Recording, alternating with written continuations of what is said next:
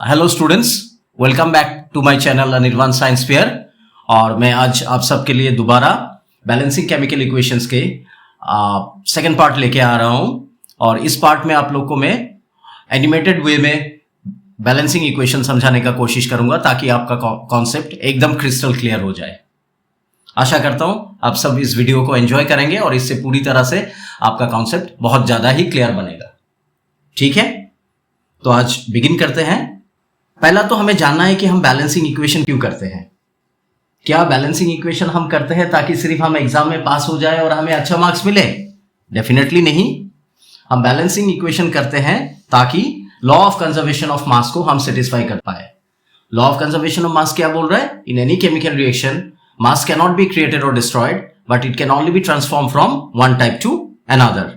सो आज हम बिगिन करेंगे हमारा पहला रिएक्शन से, जो कि है hydrogen reacts with oxygen to give water, मतलब H2 plus O2 H2O।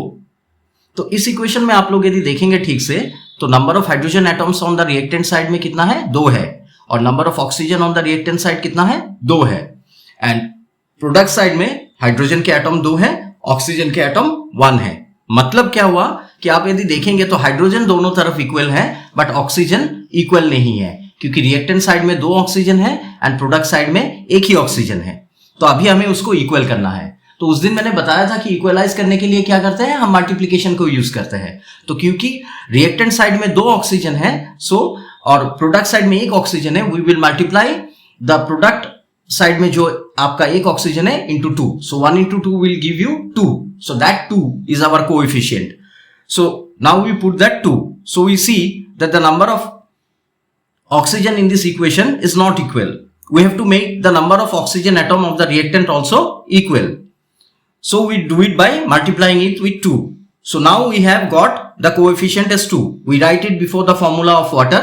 तो हम उस 2 को वाटर के फॉर्मूला के पहले लिखते हैं and this makes the oxygen atom on both the sides equal. जिसके कारण दोनों तरफ के ऑक्सीजन के नंबर ऑफ एटॉम्स समान हो जाते हैं।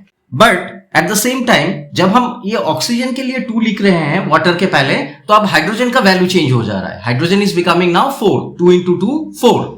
तो अब प्रोडक्ट साइड में 4 हाइड्रोजन है एंड रिएक्टेंट साइड में 2 हाइड्रोजन है।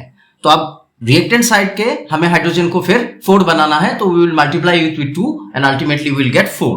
सो as therefore this equation is now balanced क्योंकि both the sides are equal, right? Then let us try one more example and let us come with the second problem. जो second equation है हमारा, इसको यदि आप देखेंगे तो इसमें क्या है? Nitrogen reacts with hydrogen to form ammonia NH3. This is the unbalanced equation that we have. So ये हमारा unbalanced equation है। तो पहले हमें क्या करना है? पहले हमें करना है कि let us count the number of atoms on both the sides. So on left hand sides we have 2 nitrogen and 2 hydrogen, but on the right hand side we have 1 nitrogen and 3 hydrogen. So to balance this equation हमें क्या करना है? First of all we need to fix the unbalanced nitrogen. So on the left hand side we have 2 nitrogen, but on the right hand side only 1. So we will multiply this 1 with 2 and we will get 2. This 2, ये जो 2 निकला हमारा, this is the coefficient and we will write it before NH3. So it becomes 2NH3. Now nitrogen is balanced, but hydrogen now becomes, the value of hydrogen changes and it becomes 2 into 3 6. So अब hydrogen on the product side 6 हो गया और on the reactant side अभी भी 2 है। तो इस 2 को हम कैसे 6 बनाएंगे? We will multiply it with 3. So the moment we multiply it with 3 we will get 6. This is our coefficient which will write before H2 on the left hand side. This way on both the sides the number of hydrogen and nitrogen atom becomes equal and the equation gets balanced. Now let us level up our gear and do our third problem. अब यदि आप लोग third problem देखेंगे, इसमें क्या है? CH4. CH4 क्या होता है? मीथेन, जो कि एक ऑर्गेनिक कंपाउंड है। Methane reacts with oxygen, so CH4 plus O2 gives us carbon dioxide CO2 and water H2O. This is the unbalanced chemical equation. ये हमारा unbalanced chemical equation है। तो जैसे हम करते आए हैं, पहले हमें दोनों साइड्स के number of atoms of both all the elements count करने हैं। तो on the left hand side we have 1 carbon, 4 hydrogen, 2 oxygen and on the right side we have 1 carbon, 2 hydrogen, 3 oxygen. हम यदि ठीक तरह से देखेंगे तो दोनों तरफ कार्बन बैलेंस्ड है क्योंकि दोनों में 1 1 है। on left hand side there are 4 hydrogen, but on the right hand side only 2. So to fix this, we multiply these 2 with 2 to get 4.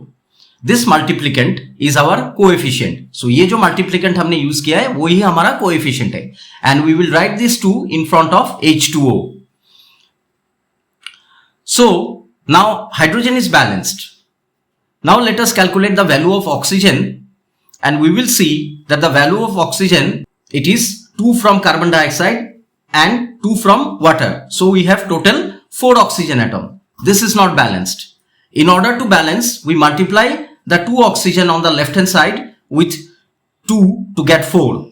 Now both sides have 4 oxygen. So the equation is balanced. Now let us look at a new type of problem where polyatomic ions are involved. तो इसमें जो हमारा unbalanced equation है उसमें क्या है कि calcium sulphate, the unbalanced equation is calcium sulphate plus sodium nitrate gives calcium nitrate plus sodium sulphate. Step 1 हमारा है to count the number of atoms on both the sides. But here instead of splitting everything apart, we notice something important. On both the sides of the equation, we have the same group SO4 that is sulfate and also NO3 that is nitrate.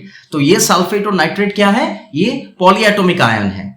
These are polyatomic ions and they stay together like a team. So we can count them as one unit instead of breaking them up in sulfur and oxygen or nitrogen and oxygen. This makes our life much easier. So on the left hand side we have calcium 1, sulfate 1, sodium 1, nitrate 1, and on the right hand side we have calcium 1, 2 nitrate groups, and in sodium sulfate we have 2 sodium and 1 sulfate. We see that calcium and sulfate group is balanced. Sodium and nitrate are not balanced. So calcium और sulfate हम देख रहे हैं कि balanced है, but sodium and nitrate balanced नहीं है. To balance sodium of the reactant side, we put 2 before NaNO3, that is sodium nitrate. Now we have 2 sodium and 2 nitrate groups. This is the balanced chemical equation. Next we go to our last equation for today. और हमारा last unbalanced equation आज के लिए क्या है? एक simple सा equation है, carbon plus sulphur dioxide gives us carbon disulphide plus carbon monoxide. यदि इस इक्वेशन को हम देखेंगे तो इसमें भी हमें पहले काउंट करना है number of atoms on both the sides. So left hand side में हमारा कार्बन 1 है, सल्फर 1 है, ऑक्सीजन 2 है, एंड राइट हैंड साइड में कार्बन 2 है, सल्फर 2 है और ऑक्सीजन 1 है. ठीक है, तो अभी हम देख रहे हैं कि इस इक्वेशन में number of carbon atoms on both the sides is unequal, number of sulphur atom on both the sides is also unequal and number of oxygen atom on both the sides are unequal. So इसको balance कैसे करेंगे हम? इसको balance करने के लिए हम अभी पहले क्या करेंगे, सल्फर को इक्वलाइज कर सकते हैं. पहले तो हम सल्फर से बिगिन करते हैं. तो क्योंकि हमारा प्रोडक्ट साइड में सल्फर 2 है और रिएक्टेंट साइड में सल्फर 1 है, तो हम क्या करेंगे, रिएक्टेंट साइड में 1 को 2 से मल्टीप्लाई करेंगे. So we will get 2. 1 into 2 2.